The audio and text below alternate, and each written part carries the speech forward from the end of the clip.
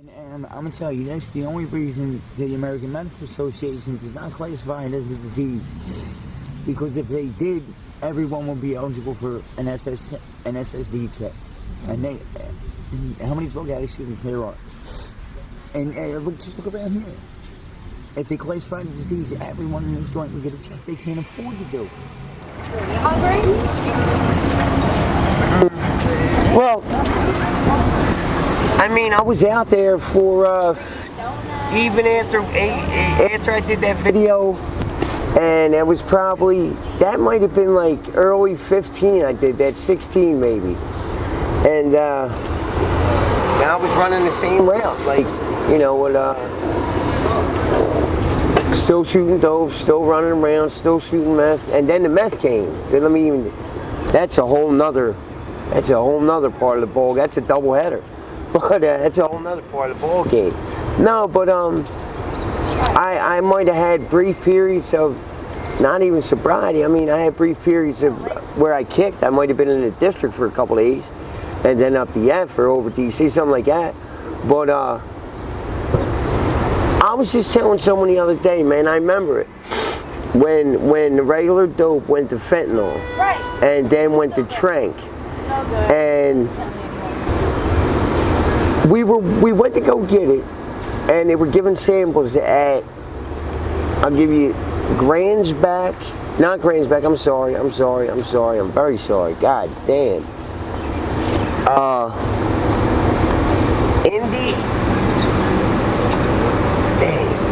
Anyhow, Rutledge and Indiana had only 5. Indy and Rutledge had only 5. And I just walked off the methadone, 180 mil, and I couldn't make it from Rutledge and Indy over the Hissy playground without shitting myself. And the only 5 came out, it was all Fetty and a little bit of trank. But they gave samples, and we went back to Allegheny Ave. I walked in the 7 truck mirrors that day, because I was walking with my eyes closed because of the trank. Rutledge and Indy, we walked back, man. I must have walked in the 7 truck mirrors, because we were walking with our eyes closed. And like, they told us it would get us well. That's how we all start doing it. And the thing is, I thought about the other day, man, like 60% of these cats out here right now, they never even did brown dope. They don't even know what that's about. Like, they think getting high is putting something in your arm and going out. They think that's how. That's not what we, you know, and that's why it's so, there's an uptick in violence because of that shit, man. You see someone that's passed out, and they might just come down here from wherever, because let's be honest, man, I can go down the corner and count how many people were born and raised down this joint and come out with a single number.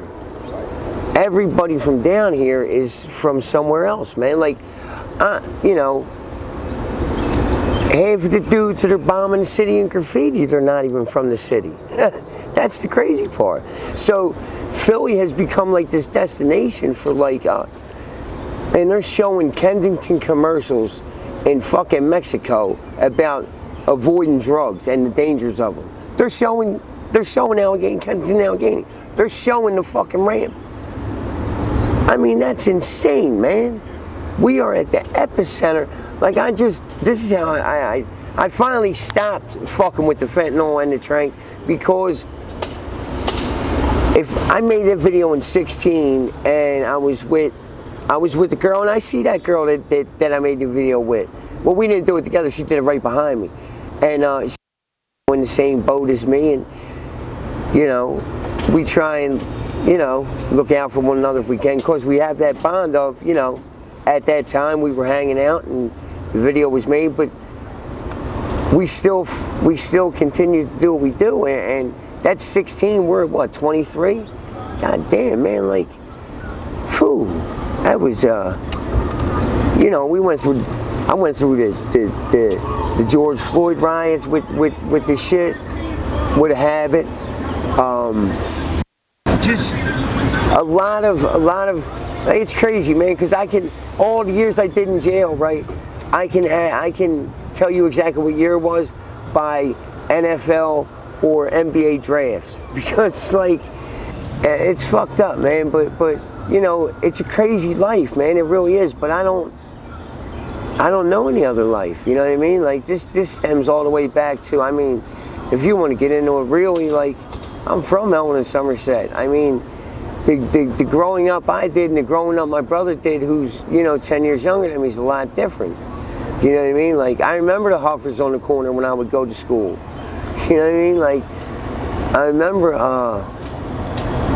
it was just crazy, man. And like, I just turned 47 like 3 weeks ago, man, and you know, like, I mean, direct result of if I don't go to jail for like that 15 years, man, 14 and a half years, I don't think I'm sitting here doing a video with you, because I mean, I'm retarded now at 47, some of the decisions I make. When I was 23, I didn't even think. I just did, you know, and I think I'm in a better place than I was 6 years ago, or how many ever years ago, 2016 till now. I'm definitely, mentally, I'm in a better place. As far as, I lost my mind coming off that fentanyl and trank, man. Like, I was talking to the I got locked up on a boosting case, man, and it's the best thing could have happened to me. And I was talking to the toothpaste thing where someone used to hang some pictures. Well, first of all, I come through the F, and I can't make it out of the third holding cell. I can't make it over to medical. Physically, I cannot make it. And, like, I have never in all my times in DOC, the county jail, whatever, juvenile placements. Well, juvenile placement, I try to slam the staff member up the quest after he slammed me 7 times, but I tried to get in before he got me. That didn't work so good. But I've never initiated anything with a guard, correctional officer, anything, man. And the guy seen that I wasn't moving, man, like I wasn't doing good. I'm detoxing, man. I was down in the district for 2 days. Now I'm in the F, and I've been there 5 days. Like, I'm starting to go through it. You just know what I mean, you know. And I'm not, like, my bowels don't get fucked up when I detox, but, you know, I throw up a lot. You know, my stomach, it's my stomach. And it's, you know, and the thing with that fentanyl is, man, all that shit's there.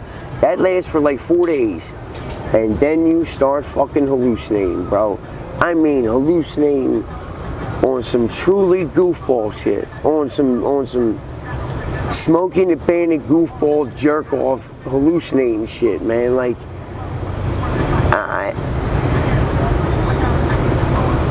I called my mom and explained, well, I think I called my mom, I'm not even sure.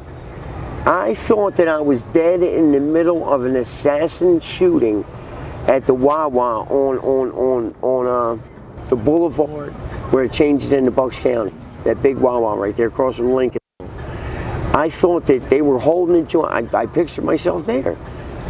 They were holding the joint up, and I came in rappelling on a rope and like some preacher shit, man. Like, it was crazy. But that was hallucinations, man. Like, I called my brother. I called someone and said, listen, you got to watch the news because some shit just went down. And I called a friend of mine. She said, where you? She said, I'm in House of Bargains on Castor Avenue. I said, I'm getting the kids some clothes. Now, I've said to you that I have a lot of time in jail. I don't have any children. I was hallucinating that I had children and was shopping for them. And the kicker is, House of Bargains doesn't even fucking exist no more.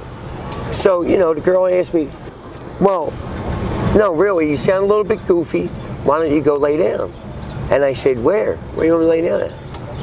She said, do you know where you're at?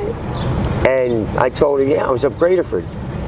I was at the F. I was at CFCF. I was in fucking Graterford.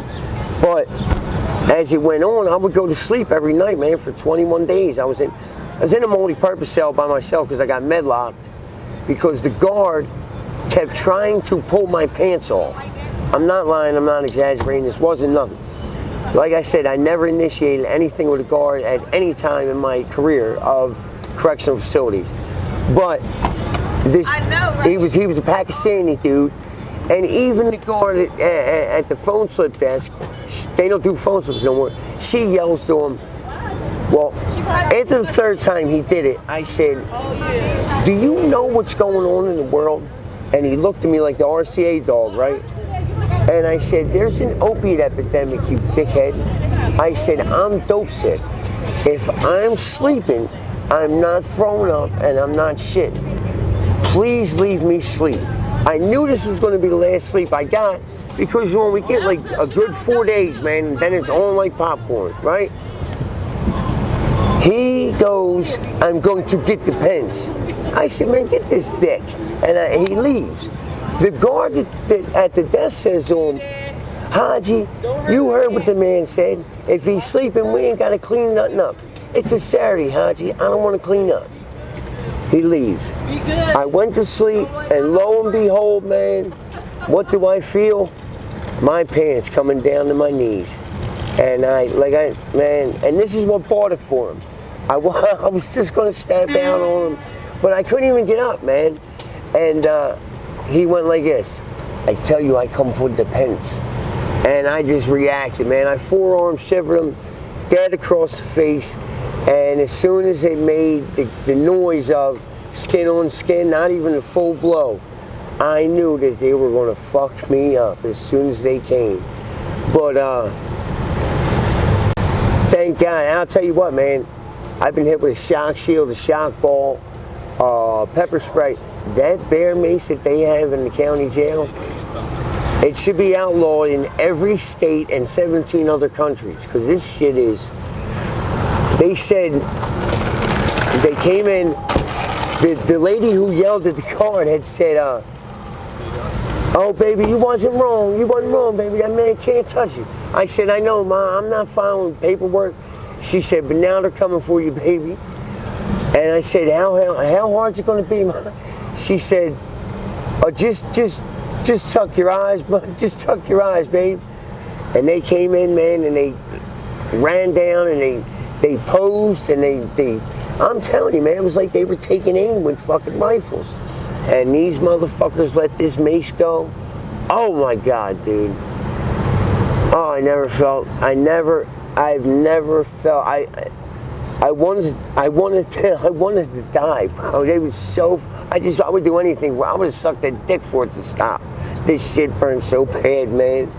They said I had, and they were hitting me right in the retinas and shit with it, man. Like they sprayed my whole body to get like a coating on me, right? Like 2 of them went up and down. They had it synchronized, man. They were like a team of fucking, a professional fucking bear spray fucking Olympians or whatever.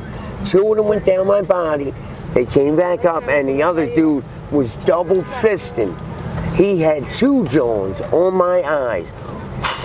And he was letting, bro, I got there, and that's the worst, man, because you can't see, and I couldn't see this, man. I couldn't see anything, and to not know if it's going to come and they're going to rack your head. I mean, they've killed dudes in that county, man. Like, shit happens in jail that doesn't, look, man, I never had any, I'll tell you God's honest truth, man. I never had any problems in... My roughest bit was the Youth Study Center when I was 13 years old, man, because something happened when I came through the thing, and I fucked the dude up. He said he wanted my sneaks, and I just punched him until I couldn't punch no more. But I had a fight for like 6 days, every meal that came to my cell, until finally this one dude said, "Nah, yeah, he's retarded. He likes fighting and biting and scratching, and it's a fight, man. There's no rules." But I've never had a problem in jail, and even on this bit right here, when I just little 24 days, after I got off the medlock and shit, like it's crazy, man. Like I can just adapt to any environment, and all of us can. I mean, look, man.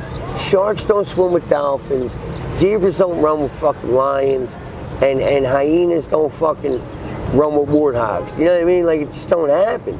You are comfortable and you go in the same circles. I mean, Philadelphia's a big city. Pennsylvania's a big state. Think about it. How many times have you seen the same person or been around the same people in any, and I'm not talking about being down the way getting high. I'm talking about when you go to jail. What type of people you hang out with in jail? Do you hang out with the drug dealing ass bosses, or do you hang with dudes like, you know, I had a team of fucking half drug addicts and half fucking top-notch thieves, and we won soccer championships upstate. You are who you associate with, you know what I mean? Like, I remember my mom used to say to me when I was young, show me your friends, I'll tell you what you're about. And years later, I was with this old head upstate and we're walking, and he said, you know what, Ray, you are who you walk with. And I said, no shit, man, that's, you know, and like people say they don't even see me no more, like I'm in and I'm out, and because, I mean, there's nothing down there, man, like, it's fucked up. Like, I grew up down there and like to see it, man, like it was nice at one time. And to see it now, like I can't believe, bro. I remember the crack thing. I remember the crack thing down there. Robin Palizzi, Raymond, if you're reading this, please know you are worthy. Your interview touched my heart and you summed up addiction perfectly. I'm praying for you, brother. Thank you, sweetheart. I mean, it's like people like that, right? And like, I'm not trying to sound like pompous or a jerk off or nothing, but like I could talk. You know, people say if I could, I'll tell you what, man, no bullshit, right? If I could ever, Robin, like you probably understand what I'm saying. Like, if you could ever be a motivational speaker and help people, and it's not even like, you got to get to the point like where you helping someone helps you just as much as it helps that person. Because if you're just helping, like she says she's praying for me and I sum up addiction perfectly, like, all right, if you're praying for me, Robin, make sure you're praying for yourself, babe. Really, because I mean, and self-preservation to me is longevity. It's the key to longevity. So many, and listen, man, like I got a couple fucking slick lines and fly verses and all, but I would hate to be that dude that died, man, like tragically hip and fatally sociable. You know what I mean? Like, I don't really.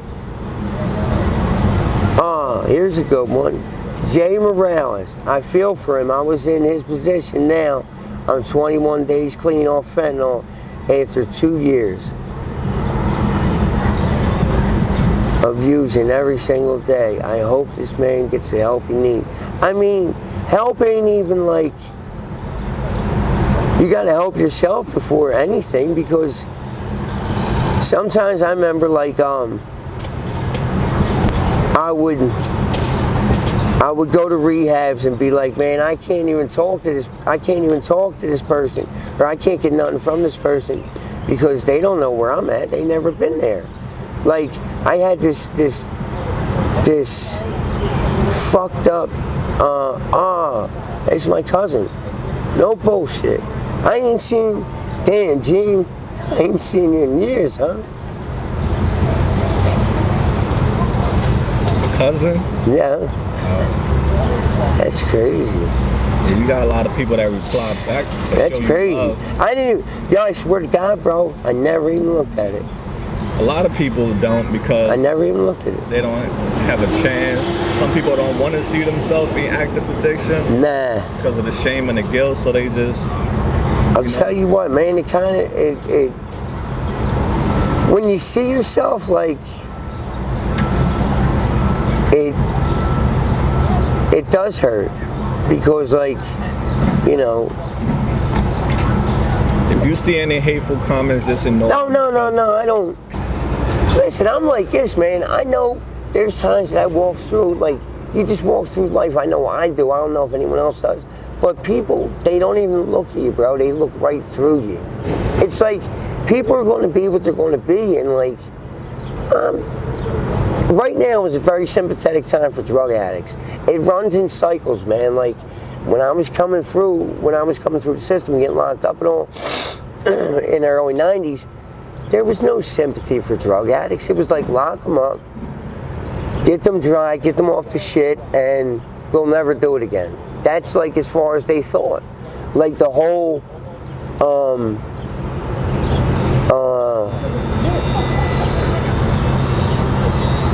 philosophy from like the 70s and 80s with the rehabs that we're comforting, and you know we're gonna give you a program, and then it went back to, all right, listen, we're gonna give you some outpatient in the 90s, we're gonna give you some outpatient in 2000. How about we do the subs? And now, I mean, you can call your PO and tell your PO, like, listen, man, I got a drug problem. Can I go to rehab and see you next month? And like that to me is unheard of. Like I remember like being on state parole and going on the run because I had a high urine. I'd rather go on the run than have a high urine and violate my parole. You know, it's crazy. And people that don't take advantage of it now, I mean, they got rehabs, bro.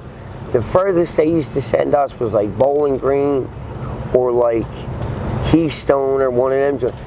Man, they're sending motherfuckers to Miami, to Florida. And again, like, you're going to get whatever you put into it.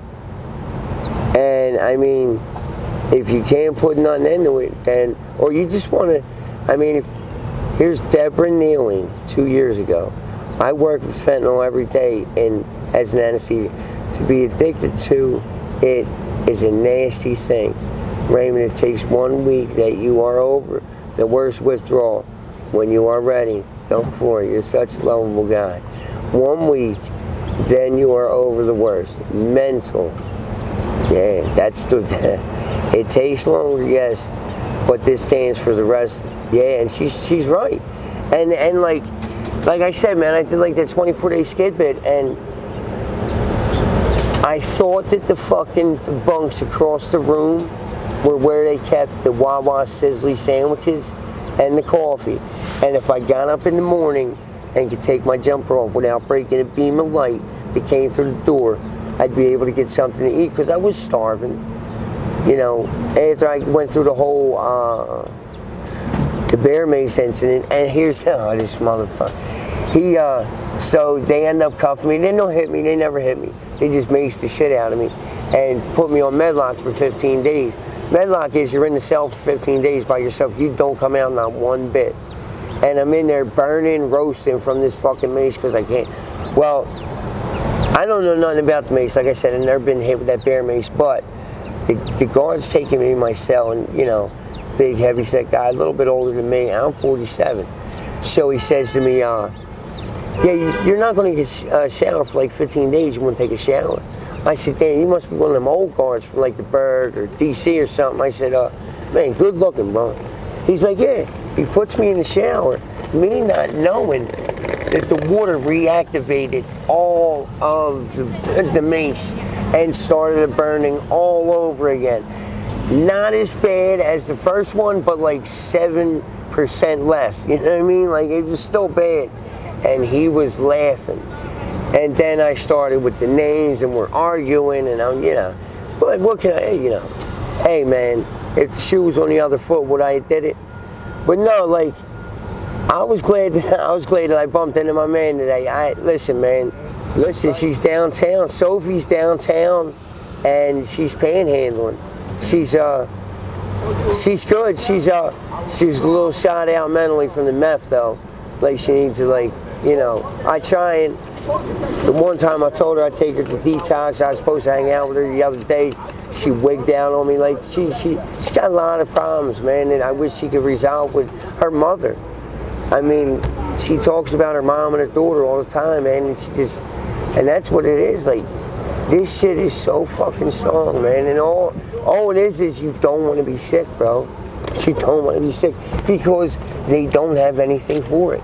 They don't have, Subutex does nothing for it, Suboxone does nothing for it, Methadone does nothing for it. The only thing that possibly does it for it is ketamine and a fucking A coma. Yeah. Ketamine and a fucking coma. I don't know. I guess, all in all, I hope I'm in a better space than I was 2 years ago. I think I might look a little bit better. My teeth are fucked up, but that's from Christmas Eve. That's another interview for another time. That joint was crazy. What happened? Give us a summary, bro. I was Christmas Eve. I left. My mom dropped me off Bridge and Pratt. Merry Christmas, Merry Christmas. I'll be out tomorrow morning. I skate, stop. I get a bundle of dope, Blueface. I got 6 bags in me by the time I get to the clothespin. They're giving out clothes Christmas Eve. 2 pair of 501 Blues. They laced us, bro. They like really laid the shit out. So I'm higher than fucking taxes in Nazi Germany, right? I'm staying with my homie out of 12th and Mac. So I slide through the turnstile. I get off at Logan. All of a sudden, this dude says, "Old head, I need to see that coat." So I slide my school bag off. Fucking, I'll fight. Sometimes it's good to get punched in the mouth. Honestly, an ass whipping is not a bad thing, man.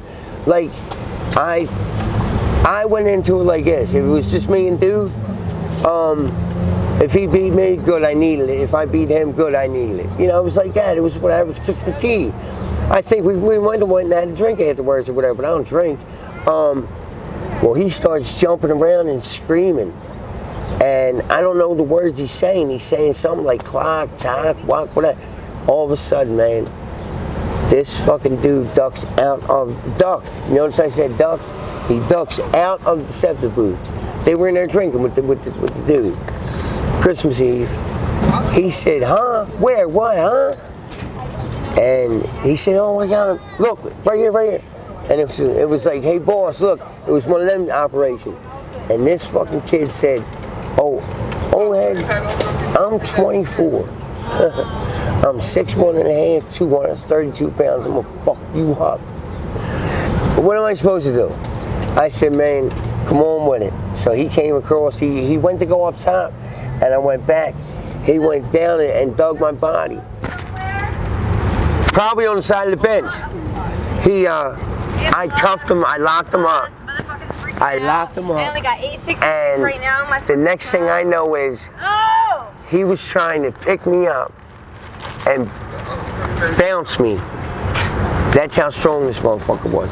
He actually picked me up and tried to fling me down the tier, down the platform tier. As I come back, I bite him on his. That's why he knocked my teeth out. I bite him on his neck, and he starts. And the next thing I know, bro, they were kicking my face off the tracks. Like bro, look at me.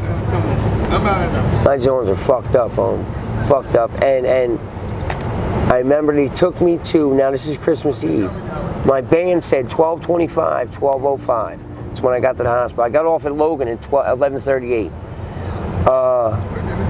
My brain was swelled 1 1/4 times its regular size. I had 5 ice blankets on and an ice halo. She had to induce a coma. She said like 12:53. They hit me with a joint because the only thing that'll bring swelling down on your brain is a medication that you pretty much should not be around for. So I woke up Thursday, 3:18 in the afternoon. Had no clue as to where the fuck I was. Went to get out of bed, fell because and all I remember is they came in the room. I was running, like the doors are white glass, and I was like canary in the condominium. As soon as they came in the room, I just backed up and shit all over the floor. And I was sick, you know, they don't know I'm a dope, you know. They don't know I got a habit. So they didn't even know my name, bro. It said 12:25, 12:05 on my bracelet. That's a fucked up thing, man. Is on probation, parole, or in jail, or know someone who is. Can you imagine of the addiction rate of what it is? How many people in your family you know get high, or get high on the low, and don't want no one to know? That's the worst part of the addiction, is when you're sneaking it. But look, man, just whatever way you can get off this fucking trying confetti, man, get the fuck off it, bro. I'm telling you. I had a withdrawal in jail. Whatever the fuck, man. Like, I called my insurance company and asked them if they, this year, maybe a year and a half ago, asked them if they could medically induce a coma. And they said no, because my, you know, I got some fucking health issues, but as a direct result of shooting this fucking shit. But yeah, man, listen, I love everyone. I do. Not everyone loves me, but it's cool. Listen, man, just be safe and get off it if you can. If you can't, just be safe while you're doing it, because it does get better, bro. Yeah, I'm telling you. Days are enjoyable. I mean, I'm shooting meth like motherfuckers shoot dope, but it is what it is.